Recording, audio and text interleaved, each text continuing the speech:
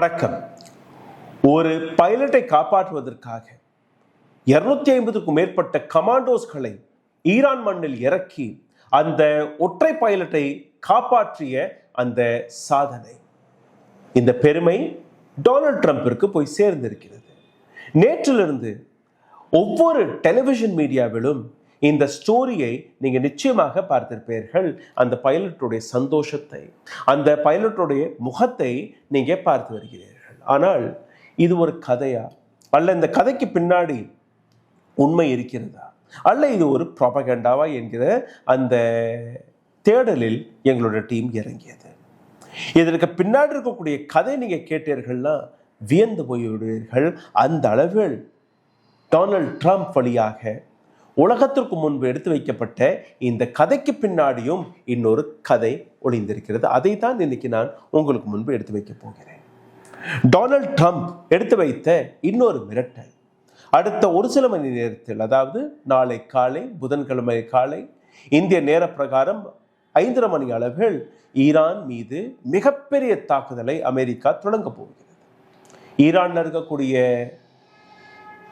Oil ஸ்டேஷன்ஸ்கள், அங்க இருக்கக்கூடிய எண்ணெய் கிணறுகள், இன்ஃப்ராஸ்ட்ரக்சர், எலக்ட்ரிசிட்டி பிளான்ட்ஸ் அனைத்தையுமே அழிக்கப் போவதாக டொனால்ட் ட்ரம்ப் கூறியிருந்தார். அங்க இருக்கக்கூடிய பாலங்கள் உட்பட. அதாவது டீல் நடக்கவில்லை என்றால் இதை நாங்கள் செய்துவிடும், we will destroy everything. இதை கடந்த 3-4 நாட்களாக டொனால்ட் ட்ரம்ப் தொடர்ந்து பேசிக்கொண்டுதான் இருக்கிறார். ஆனால் தன்னுடைய வார்த்தையை எப்படி இவர் பயன்படுத்தி இருக்கிறார் அதையும் நீங்க பார்க்க வேண்டும். அமெரிக்க பிரசிடென்ட் டொனால்ட் ட்ரம்ப் ஈரானிய மக்களை பார்த்து பயன்படுத்திய வார்த்தை FNB என்கிற இந்த கெட்ட வார்த்தை. இந்த வார்த்தை வெளிவந்தவுடன் ஒட்டுமொத்த உலகத்தில் இருக்கக்கூடிய மக்கள் கொந்தளிக்க தொடங்கிவிட்டார்கள், இன்க்ளூடிங் அமெரிக்காவிலேயே டொனால்ட் ட்ரம்புடைய இந்த வார்த்தைக்கான எதிர்ப்பு கிளம்பி இருக்கிறது. ஆனால் இன்னொரு கதை, நான் தொடக்கத்திலே கூறிய அதே பைலட்டுடைய கதைக்கு வந்து விடலாம். இந்த கதைக்கு உள்ள இன்னொரு கதை இருக்கிறது, அதை நீங்க ஆழமாக கேட்க வேண்டும்.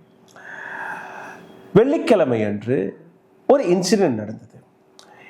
ஈரானில் F-15E என்கிற ஒரு போர் விமானம், அமெரிக்காவுடைய விமானம், இதை ஈகிள் என்று கூறுவார்கள்.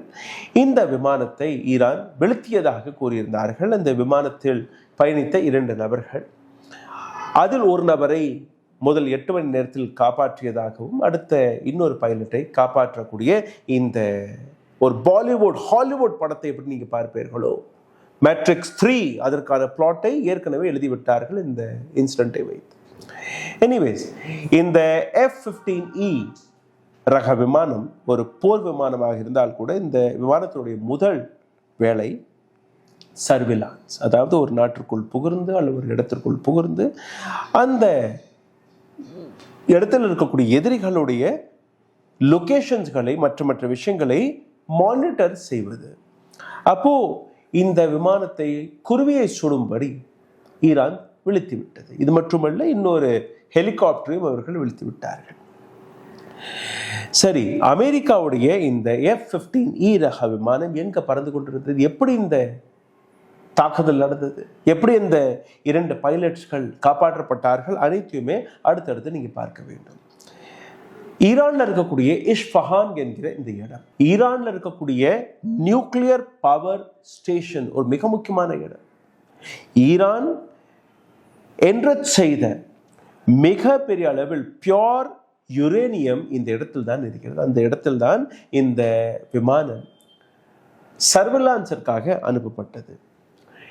இந்த விமானம் அங்க பறந்து கொண்டிருக்கும் போது ஈரானில் இருக்கக்கூடிய டிஃபென்ஸ் சிஸ்டத்திற்கு இந்த விஷயம் தெரிகிறது.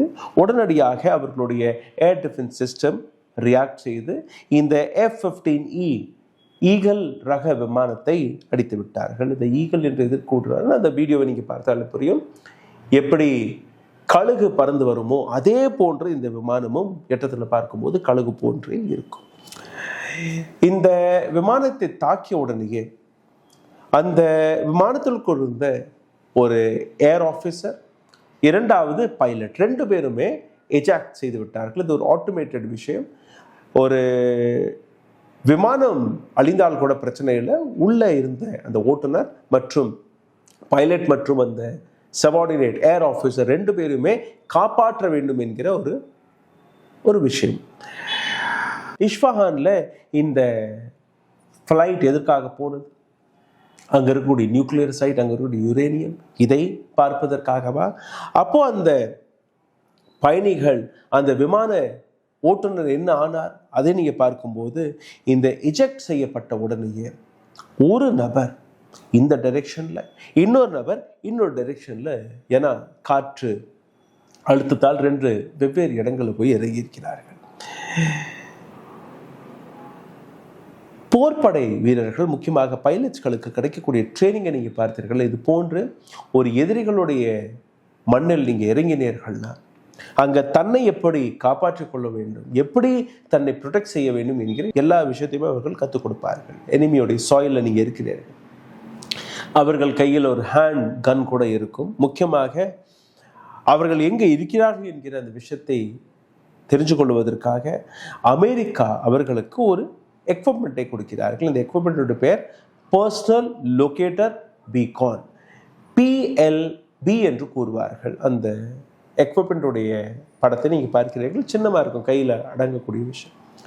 இந்த கருவியை அமெரிக்க இராணுவம், முக்கியமாக பைலட்ஸ்கள் தன்னுடைய யூனிஃபார்ம்லேயே வச்சிருப்பார்கள். அப்போது இந்த மாதிரி விபத்து நடக்கும்போது, இந்த மாதிரி எதிரியுடைய இடத்திற்கு அவர்கள் போய் சிக்கும்போது எப்படி GPS ட்ராக்கிங் வேலை பார்க்குமோ அதே போன்று இதுவும் தொடர்ந்து இந்த கருவி சிக்னல் கொடுத்து கொண்டே இருக்கும் அந்த நபருடைய கமாண்ட் ஆஃபீஸர்களுக்கு. அதன்படி இவர் எங்கே இருக்கிறார், எங்கே மூவ் பண்ணுறார், எந்த இடத்துல நடந்து போகிறார், எல்லாமே அமெரிக்காவிற்கு தெரியும் என்று கூறுகிறார்கள். அதன்படி ஏர்ஃபோர்ஸ் ஆஃபீஸர் மற்றும் நேவி பைலட்ஸ்களுக்கு இது மிக முக்கியமாக கொடுக்கப்படும். அப்போ 2 ஆஃபீஸர்கள் அங்கிருந்து குதித்தார்கள் பேராஷூட் வழியாக. ஒரு நபரை, பைலட்டை 8 மணி நேரத்திலேயே சேஃபாக ரெஸ்கியூ செய்து விட்டது அமெரிக்கா. ஆனால் 2வது நபர், ஒரு கர்னல் ரேங்க்ல இருக்கக்கூடிய நபர், இந்த நபர் பைலட் முன்னாடி வண்டி ஓட்டிட்டு இருந்தாருன்னா பின்னாடி இவர் கையில் தான் வெப்பன் கமாண்ட்லாம் இருக்கும். எங்கெல்லாம் மிசைல் போடணும், எங்கெல்லாம் தாக்கணும் என்கிற எல்லாமே இந்த நபர் கையில் தான் இருக்கும். இவர் உயிருடன் இருக்காரா இல்லையா என்பதே தெரியவில்லை. பிகாஸ் அந்த கருவி எந்த விதமான சிக்னலும் கொடுக்கவில்லை. பைலட் இருந்தால் மட்டும்தான் இந்த ரெஸ்கியூ ஆப்ரேஷன். இப்போ திடீர் என்று டொனால்ட் ட்ரம்ப் ஒரு அறிக்கை கொடுக்கிறார், இந்த மாதிரி நாங்கள் எங்களோட பைலட்டை காப்பாற்றிட்டோம் அது.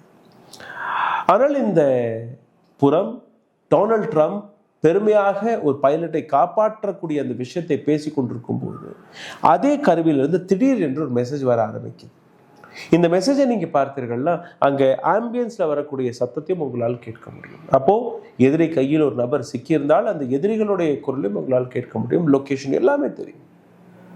அப்போ டொனால்ட் ட்ரம்ப் இந்த ஸ்டேட்மெண்ட்டை கொடுத்த அடுத்த நிமிடமே அமெரிக்காவுடைய டிஃபென்ஸ் எக்ஸ்பர்ட்ஸ்கள் டொனால்ட் ட்ரம்ப்பை பார்த்து, சார் இது போன்ற ஸ்டேட்மெண்ட்கள் கொடுக்காதீர்கள், அங்கே இன்னொரு இராணுவ வீரரும் இருக்கிறார், அவரையும் நம்ம காப்பாற்ற வேண்டும். இப்போ இந்த மாதிரி ஒரு சிக்னல் வந்திருக்கிறது, அந்த நபர் உயிருடன் தான் இருக்கிறார், அதை அவர்கள் கூறுகிறார்கள். அப்போ உடனடியாக டொனால்ட் ட்ரம்ப் தான் கொடுத்த ஸ்டேட்மெண்ட்டை பாஸ் செய்கிறார். சரி, அவரையும் காப்பாற்ற வேண்டும் என்கிற ஒரு முயற்சியில் இவர்கள் இறங்குகிறார்கள். அதற்கான ப்ரிப்பரேஷன்கள் நடக்கிறது. இப்போ யாரை அனுப்பணும்? சீல் டீம் 6 என்கிற இந்த கமாண்டர், அமெரிக்காவில் இருக்கக்கூடிய சிறந்த கமாண்டிங் ஆஃபீஸர்களில் இவர்கள் ஒருவர். இதே போன்று 1979ஆம் ஆண்டு இஸ்லாமிக் ரெவல்யூஷனில் ஒட்டுமொத்த ஈரானை கேப்சர் செய்த போது US எம்பசி தெஹரான்ல இருக்கு, அங்கேயும் ஒரு தாக்குதல் நடந்தது. அங்கே வேலை பார்த்து கொண்டிருந்த 8க்கும் மேற்பட்ட அமெரிக்கர்களை அவர்கள் பிடித்து வைத்திருந்தார்கள். அப்பவும் ஒரு இதே போன்ற ரெஸ்கியூ ஆப்ரேஷன் நடந்தது. அந்த ரெஸ்கியூ ஆப்ரேஷன் நடக்கும் போது அந்த விமானத்தை ஈரான் ரெவல்யூஷனரி ஆர்மி அடித்து விட்டது. அவர்களை காப்பாற்ற முடியவில்லை. அந்த ஆப்ரேஷன் ஃபெயில் ஆனது. 8 பேர் கொல்லப்பட்டார்கள். இந்த 8 அமெரிக்கர்கள் கொல்லப்பட்டதற்கு பின்புதான் அமெரிக்கா இந்த சீல் 6 என்கிற டீமை கிரியேட் செய்தது. அதாவது வெளிநாடுகளில் இது போன்ற ஆபத்து சிக்கல் ஏற்படும் போது இந்த டீமை அனுப்பி அங்கே ஆபரேஷன்ஸ்களை நடத்துவது. இதே டீம் தான் 2011ஆம் ஆண்டு ஓசாமா பின் லாதனை கொன்றார்கள். அந்த நபருடைய பாடியெல்லாம் கூட்டி வந்தார்கள். ஆஃப்டாபாத் பாகிஸ்தானில் இருக்க அங்கே நடந்த அந்த சம்பவம் அதே டீம் தான் இங்கேயும் டெப்யூட் செய்வதற்காக கூறியிருந்திருக்கிறார்கள். அதாவது ஒரு பைலட்டை காப்பாற்றுவதற்காக SEAL 6 டீம் இவர்களை தயார் செய்திருக்கிறது அமெரிக்கா. எப்படி அங்கே போய் இறங்கணும், எங்கே எப்படி காப்பாற்றணும், அனைத்து விஷயம். ஈரானின் ரெவல்யூஷனரி கார்டு ஏற்கனவே அங்கே இருக்கிறார்கள். அப்போ எஸ்கேப் ஆக முடியாது. பைலட் அங்கே சிக்கிவிட்டால் பேரம் பேசுவார்கள், உயிருடன் பிடிபடக்கூடாது. அப்போ அந்த பைலட்டை காப்பாற்றி தீர வேண்டும். அமெரிக்கன் ஏர்ஃபோர்ஸ் இவர்கள் இந்த SEAL 6 என்கிற டீமை அங்கு கொண்டு போய் சேர்க்கக்கூடிய அனைத்து பொறுப்புகளும் எடுத்துக்கொண்டிருக்கிறது. அமெரிக்கா மற்றும் ஈரான் 2 படைகளுமே ஒரு நபரை தேடிக்கொண்டிருக்கிறார்கள். ஒரு நபர் யார் கையில் முதலில் கிடைக்கிறார் அவர்களுக்கு லாபம். அமெரிக்கா தன்னுடைய இராணுவ வீரரை காப்பாற்றி விடுவார்கள். ஈரான் கையில் இந்த நபர் கிடைத்து விட்டால் ஈரானிற்கு ஒரு மிகப்பெரிய நெகோசியேஷனர் கிடைத்து விடுவார். இந்த நபரை வைத்து பல்வேறு விஷயங்களை அவர்கள் சாதித்து விடுவார்கள். இதுதான் பிளாட். டொனால்ட் ட்ரம்ப் அப்படி இந்த பைலட்டை காப்பாற்ற முடியாமல் போய்விட்டால் டொனால்ட் ட்ரம்பிற்கு எதிராக ஏற்கனவே இருக்கக்கூடிய எதிர்ப்பு இன்னும் அதிகரிக்கும். எதற்காக நாம் நம்மளுடைய பைலட்டை இழந்தோம் என்று. ஈரானிய ரெவல்யூஷனரி கார்டு அவர்களுக்கு இந்த நபர் நிச்சயமாக தேவை ஃபார் நெகோசியேஷன். இது அனைத்துமே போய்கொண்டிருக்கும் போது இந்த இடத்தில் இருக்கக்கூடிய அந்த பியோர் யுரேனியத்தை பற்றியும் நீங்கள் பார்க்க வேண்டும். ஏன்னா ஈரானில் இருக்கக்கூடிய ஒரு நியூக்ளியர் ஃபெசிலிட்டி இஸ்ஃபஹான், அந்த இடத்தில் தான் இந்த ஆக்சிடென்ட்டும் நடந்திருக்கிறது, இந்த தாக்குதலும் நடந்திருக்கிறது. ஜூன் மாதம் 2025ஆம் ஆண்டு அமெரிக்கா இதே இடத்தில் பாம்ஸ்களை போட்டு ஒட்டுமொத்த நியூக்ளியர் பிளான்ட்டை அழித்த கதையும் உங்களுக்கு தெரியும். அதே இடத்தில் தான் இந்த சர்வலான்ஸையும் இவர்கள் நடத்தியிருக்கிறார்கள். வெள்ளிக்கிழமை என்று F-15E ஈகல் ரக விமானத்தை அவர்கள் அடித்ததும் அதற்கான ஒரு அங்கம்தான். இதே இடத்தில் இன்னொரு விஷயம் நடக்கிறது. இங்கே இருக்கக்கூடிய ஒரு ஸ்மால் செக்ஷன் ஆஃப் கம்யூனிட்டி, ஈரானில் இருக்கக்கூடிய அரசாங்கத்தை எதிர்க்கக்கூடிய நபர்கள், இவர்கள் அமெரிக்காவிடமிருந்து பணத்தை வாங்கி அமெரிக்காவிற்காகவே வேலை பார்க்கக்கூடிய நபர்கள். இது எல்லாமே CIA கொஞ்சம் கொஞ்சமாக வெளிவிட்டு கொண்டிருக்கிறார்கள். இந்த தகவல் எல்லாமே CIA இப்போ ஈரான் மண்ணில் இறங்கணும், அங்கே போய் தன்னுடைய ஒரே பைலட்டை காப்பாற்றணும், அதற்கான பிளாட்டை போடும்போது இப்போ ஈரானிய ஃபோர்ஸை அவர்கள் டைவர்ட் செய்வதற்காக ஒரு சில ப்ராபகண்டாக்களை பரப்ப தொடங்குகிறார்கள். ஒரு கர்னல் ரேங்க்ல இருக்கக்கூடிய நபரை காப்பாற்றுவதற்காக 2 நாடுகளை ஒரு மிகப்பெரிய ஆபத்தில் விழுத்திருக்கிறது இந்த சிச்சுவேஷன். இந்த நபர் கையில் இருக்கக்கூடிய இந்த கருவி, ஏன்னா ஈரானிய கார்டுகள் கையில் அவர் பிடிபட்டு போனார்னா அவரை சும்மா விட மாட்டார்கள், கொன்று விடுவார்கள், இல்லை அவரை வைத்து பேரம் பேசுவார்கள். அப்போ இந்த பைலட் என்ன செய்கிறாருன்னா கொஞ்சம் கொஞ்சமாக மெதுவாக அங்கிருந்து நகர்ந்து ஒரு மலை உச்சிக்கு போய் உட்கார்ந்துடுறாரு. கிட்டத்தட்ட தரையிலிருந்து 7000 மீட்டர் உயரத்தில் இருக்கக்கூடிய இந்த இடம். அப்போ அந்த பைலட்டுக்கு 2 விஷயங்கள் கிடைக்கிறது. ஒன்று, மேலே உசரத்தில் உட்கார்ந்து கொண்டு அனைத்து விஷயத்தையுமே கண்காணிக்கலாம். 2வது, இந்த சிக்னல் டிஸ்டர்ப் இல்லாமல் அமெரிக்காவில் இருக்கக்கூடிய கேம்பில் போய் சேர்ந்து கொண்டே இருக்கும்.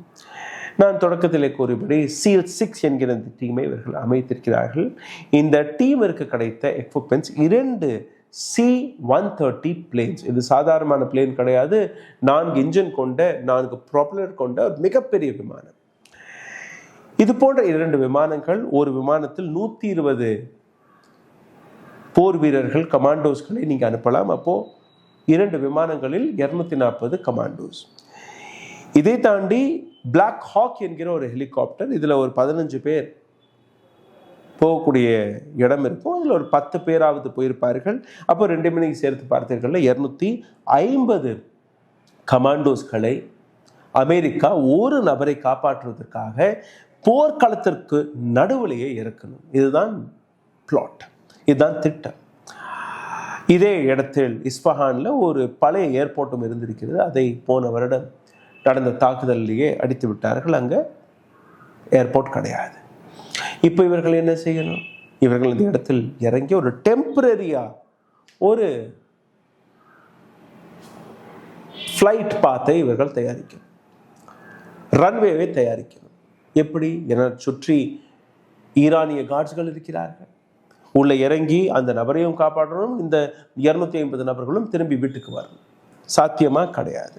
அப்போ சிஐஏ என்ன பண்றதுன்னா, ஈரானிய ரெவல்யூஷனரி கார்டை ஏமாற்றுவதற்காக அவர்கள் ஒரு ரூமரை கிளப்புகிறார்கள், ஒரு வதந்தியை கிளப்புகிறார்கள். இந்த மாதிரி எங்களுடைய காணாமல் போன பைலட்டை நாங்கள் தேடி கண்டுபிடித்து விட்டோம். இப்போ அந்த பைலட்டை ரோடு வழியாக, தரை வழியாக நாங்கள் அருகே இருக்கக்கூடிய சேஃப் ஜோனிற்கு கூட்டி செல்கிறோம். இந்த செய்தி கேட்ட உடனேயே ஈரானில் இருக்கக்கூடிய ரெவல்யூஷனரி கார்டு, ஏன்னா இந்த நபர் அவருக்கு ரொம்பவே முக்கியம், அதனால் ஆங்காங்கே மிசைல்ஸ்களை போட்டு தன்னுடைய வழிகளையே அவர்கள் அழித்து விட்டார்கள். so that they cannot escape. ஆனால் ரெவல்யூஷனரி கார்டு இந்த மூவை செய்து கொண்டிருக்கும் போது அமெரிக்காவுடைய மற்ற விஷயங்கள், அமெரிக்காவிலிருந்து வந்த அந்த சோல்ஜர்ஸ்கள், அவர்களுக்கு ஒரு நேரம் கிடைத்தது. இந்த இடத்தில் அப்படியே உள்ள இறங்கின உடனே இந்த 2 விமானம் மற்றும் அந்த பிளாக் ஹாக் ஹெலிகாப்டர் தரையிறங்குற உடனேயே அவர்கள் துப்பாக்கி சூடுகளை நடத்துகிறார்கள். சுற்றி அங்கே வந்து புகை மூட்டம். யாருமே இந்த, ஏன்னா ஒரு ரன்வே கட்டுறதுக்கு எப்படி ஒரு 4-5 மணி நேரம் பிடிக்கும், விமானம் வந்து இறங்கணும், ஏறணும். இப்போ இந்த இடத்தில் விமானம் இறங்கிவிட்டதான்.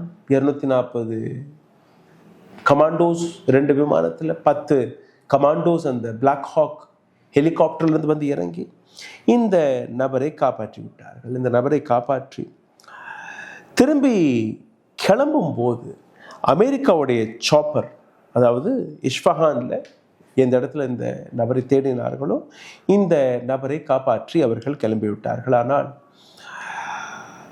C-130 பிளேன், ஏன்னா அந்த இடத்துல நீங்கள் பார்த்தீங்கன்னா 4 புறமும் ஒரு பாலைவனம் போன்று மணல் இருக்கும். அப்போ இந்த விமானம் இறங்கும் போது அங்கே ஏற்பட்ட தூசியால் அந்த விமானம் பறக்க முடியவில்லை. விமானத்தில் இருக்கக்கூடிய அந்த இன்ஜின்லாம் தூசியெல்லாம் போய், மணலெல்லாம் போய் அந்த விமானம் பறக்காத நிலைக்கு போய்விட்டது. இப்போ என்ன செய்வது? இங்கே பல கோடி ரூபாயில் இருக்கக்கூடிய இந்த விமானங்களை விட்டுட்டு போனால் நாளைக்கு அமெரிக்காவுக்கு எதிராகவே ஈரான் அதை பயன்படுத்த வாய்ப்புகள் இருக்குது. ஸோ அங்கேருந்து ஆர்டர் வந்திருக்கிறது, இந்த 2 விமானத்தையுமே டெஸ்ட்ராய் செய்து விடுங்கள், அழித்து விடுங்கள். அதன்படி அந்த 2 C-130 பிளேன்ஸ்களை அமெரிக்கா அழித்து விடுகிறது அதே இடத்துல. இப்போ மீதம் இருக்கக்கூடிய ஒரு பிளாக் ஹாக் ஹெலிகாப்டர், அந்த பிளாக் ஹாக் ஹெலிகாப்டர்கள் இந்த கண்டுபிடித்த பைலட்டை கூட்டி சென்று விடுகிறது அமெரிக்கா. ஒட்டுமொத்த டெலிவிஷன் மீடியா, ஒட்டுமொத்த அமெரிக்க பாலிட்டிஷியன்ஸ் இன்க்ளூடிங் டொனால்ட் ட்ரம்ப் அனைவருமே இதை ஒரு மிகப்பெரிய அளவில் புகழ்ந்து பேச தொடங்குகிறார்கள். ஒவ்வொரு மீடியா சேனலுமே இதை தான் எடுத்து காட்டுகிறது. C-30 பிளேன் அதை அங்கே டிஸ்ட்ராய் செய்துவிட்டு பிளாக் ஹாக் ஹெலிகாப்டரில் ஏறி குவைத்தில் இருக்கக்கூடிய அமெரிக்கன் பேஸிற்கு இந்த பைலட்டை எடுத்து சென்றதாக ஒரு கர்னல் ஆஃபீஸர், ஒரு சில காயங்கள் ஏற்பட்டிருக்கிறது, ஆனால் ஹீ சேஃப், சிகிச்சை பெற்றுக் கொண்டிருக்கிறார். இதைத்தான் அமெரிக்கா கூறியது. இதற்கு பதில் கொடுக்கும்படி நேத்தன்யாகு வெளியில் வந்து அமெரிக்காவுடைய இந்த வீர செயலை பற்றி பாராட்டி பேசிக் கொண்டிருக்கிறார். இன்னொரு விஷயம், அமெரிக்க வரலாற்றிலேயே ஒரு நபரை காப்பாற்றுவதற்காக 250 சிறந்த கமாண்டர்ஸ்களை எப்போவுமே இறக்கியதில்லை.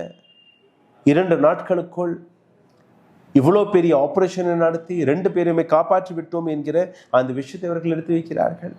இது எல்லாமே ஒரு பக்கம் இருக்க, நான் தொடக்கத்திலே கூறியபடி டொனால்ட் ட்ரம்புடைய மிரட்டல், புதன்கிழமை அன்று அதிகாலை ஒரு மிகப்பெரிய தாக்குதலை நடத்தப் போவதாக அவர் கூறியிருந்தார். இந்த இடத்தில் தான் அந்த கதைக்குள்ள இருக்கக்கூடிய இன்னொரு கதை வெளிவருகிறது. உங்கள் மனதில் ஒரு சில கேள்விகளும் வந்திருக்கும், அந்த கேள்விகளுக்கான விடயமும் இங்கே கிடைக்கப் போகிறது. C-130 பிளேன், 120 கமாண்டோஸ் ஒரு பிளேன்ல, 2 பிளேன்களில் 240 கமாண்டோஸ், இதை தாண்டி ஒரு பிளாக் ஹாக் ஹெலிகாப்டரில் 10 பேர், ஆக மொத்தம் 250 பேர். இப்போ 250 பேர் குவைத்திற்கு எப்படி பறந்து சென்றார்கள்? அந்த ஒரு பைலட்டையும் கூட்டிக் கொண்டு பிளாக் ஹாக் ஹெலிகாப்டரை நாங்கள் பயன்படுத்தினோம். இப்போ ஈரான் கொடுக்கக்கூடிய பதில், இல்லை, டொனால்ட் ட்ரம்ப் அமெரிக்கா பொய் பேசிக் கொண்டிருக்கிறது. இந்த 2 விமானங்களை நாங்கள் தான் அளித்திருக்கிறோம் என்று கூறியிருக்கிறார்கள். எப்படி? ஒரு பிளாக் ஹாக் ஹெலிகாப்டர்ல அதிகபட்சம் 15 பேர், சரி 20 பேர், 50 பேரை நீங்க எடுத்துட்டு போங்க. மீதம் இருக்கக்கூடிய 200 பேர் எப்படி திரும்பி வந்தார்கள்? ஏன்னா அந்த 2 C-130 விமானங்களை நீங்க அழித்து விட்டீர்கள், பாம்பு போட்டு வெடித்து விட்டீர்கள். அப்ப இவர்கள் எப்படி திரும்பி போனார்கள் என்கிற அந்த கேள்வி வெளிவரும்போது அமெரிக்காவிடம் எந்த விதமான பதிலும் கிடையாது. ஈரானுடைய அந்த வேர்ஷனை நீங்க கேட்டீர்கள்னா, இந்த 250 நபர்கள்ல குறைஞ்சபட்சம் 240 கமாண்டோஸ்களை நாங்கள் கொன்று விட்டோம். இன்னொரு பக்கம் இன்னொரு ஸ்டோரி, இந்த 2 பைலட் மற்றும் அந்த இன்னொரு நபர் ஈரானில் இறங்கவே இல்லை. இந்த கிராஷ் நடப்பதற்கு முன்பே அவர்கள் ஈரான் எல்லைக்குள்ள வருவதற்கு முன்பே எஜெக்ட் ஆகிவிட்டார்கள். இது ஒரு பிளாட் மட்டும்தான். என்ன பிளாட்? அமெரிக்கா கட்டிய கதை. ஒரு பைலட்டை காப்பாற்றுவதற்காக 250 கமாண்டோஸ்களை நாங்கள் இறக்கி போயிட்டோம். ஒரு நபரை காப்பாற்றுவதற்காக அங்கே நாங்கள் ரன்வேவை தயாரித்தோம். ஏனால் இந்த இடத்தை இஸ்ஃபஹானில் கிரவுண்ட் ஆபரேஷனை நடத்தப் போவதாக டொனால்ட் ட்ரம்ப் ஏற்கனவே கூறியிருந்தார். இன்னைக்கு நேற்றல்ல, இன்னையிலிருந்து ஒரு 20-25 நாட்களுக்கு முன் நாங்கள் அதை பற்றி ஒரு டீட்டெயில்டான ரிப்போர்ட்டும் போட்டிருக்கிறோம். இந்த இடத்தில் ஈரான் எந்த அளவில் தன்னுடைய பாதுகாப்பை பலப்படுத்தியிருக்கிறது நீங்கள் பார்த்தீர்கள்னா, ஏன்னா அங்கே யுரேனியம் இருக்கக்கூடிய இடம், நியூக்ளியர் சைட் இருக்கக்கூடிய இடம், ஏர் டிஃபென்ஸ் சிஸ்டம் ரொம்பவே பவர்ஃபுல்லாக இருக்கக்கூடிய ஒரு இடம். இந்த இடத்தில் வந்த 2 விமானங்களை நாங்கள் தான் அடித்தோம் என்று கூறியதற்கு பின்னாடி இந்த விமானம் இங்கே அடிக்கப்பட்டிருக்கிறது. ஆனால் ஈரானிற்குள் வருவதற்கு முன்பே இவர்கள் வெளியேறிவிட்டார்கள். இவர்கள் களமிறங்கவில்லை. அமெரிக்கா ஒரு பொய் கதையை கட்டியிருக்கிறது. என்ன அந்த பொய் கதை? இங்கே இருக்கக்கூடிய யுரேனியத்தை திருடுவதற்காக, ஈரான்ல இருக்கக்கூடிய யுரேனியத்தை திருடுவதற்காக இவர்கள் போட்ட பிளாட் மட்டுமே. உலக நாடுகளுக்கு முன்பு ஒரு கதையை எடுத்து வைக்கிறார்கள். இந்த மாதிரி 2 பைலட்ஸ்களை காணவில்லை, அவர்களை காப்பாற்றுவதற்கான ஆபரேஷன் தான். அப்போ உலக நாடுகள் அவர்களை பாராட்டுவார்கள். இது சாத்தியப்பட்டதா? கிடையாது. இந்த இடத்தில் இன்னொரு கேள்வி, இந்த 200 நபர்கள் எப்படி திரும்பி போனார்கள் நான் கேட்டேன் இல்லையா? அப்போ அங்க அந்த 200 நபர்களும் வந்தார்களா என்கிற கேள்வி. அப்படி வந்தார்கள்னா எங்க போனார்கள், எப்படி திரும்பி போனார்கள்? அப்படி போகவில்லை என்றால் ஈரான் அவர்களை கொன்று விட்டதா? இப்போ இது எல்லாத்தையுமே மறைப்பதற்காக தான் டொனால்ட் ட்ரம்ப் மற்றும் அமெரிக்கா மீடியா இது போன்ற கட்டுக்கதைகள் எடுத்து வைக்கிறதா? அல்ல, புதன்கிழமை அன்று டொனால்ட் ட்ரம்ப் அறிவிக்கக்கூடிய அந்த மிகப்பெரிய தாக்குதல், இந்த தாக்குதலில் ஏற்கனவே அமெரிக்கா தன்னுடைய 250 கமாண்டோஸ்களை இஸ்ஃபஹான் என்கிற இந்த இடத்தில் இறக்கி விட்டார்களா? அப்போ அங்க ஏற்கனவே கமாண்டோ ஆபரேஷன் தொடங்கிவிட்டதா? இல்லை, அமெரிக்கா தன்னுடைய 250 கமாண்டோஸ்களை இழந்து விட்டதா? இது நடந்தாலும் அமெரிக்காவுடைய நோக்கம் இஸ்ஃபஹான்ல இருக்கக்கூடிய அந்த யுரேனியத்தை திருடுவது மட்டும்தான். அந்த திருட்டு வேலைக்காக இவர்கள் சோடித்த கதைதான் இது. சிந்தித்து பாருங்கள், எந்த அளவில் டொனால்ட் ட்ரம்ப் அண்ட் டீம் ஒரு கதையை சோடித்து யுரேனியத்தை திருடுவதற்கான பிளாட்டை செய்திருக்கிறார்கள். ஒட்டுமொத்த அமெரிக்கா மீடியாவை வைத்து உலகத்தை ஏமாற்றியிருக்கிறார்கள். அதாவது இந்த பைலட் ஈரானில் விழுந்ததும் போய் அங்க 250 நபர்கள் இறங்கியது, அதை பற்றி நாளை காலையில் தெரிந்துவிடும். கொல்லப்பட்டார்களா அல்ல கிரவுண்ட் ஆபரேஷனுக்கு அங்கே இறக்கப்பட்டார்களா?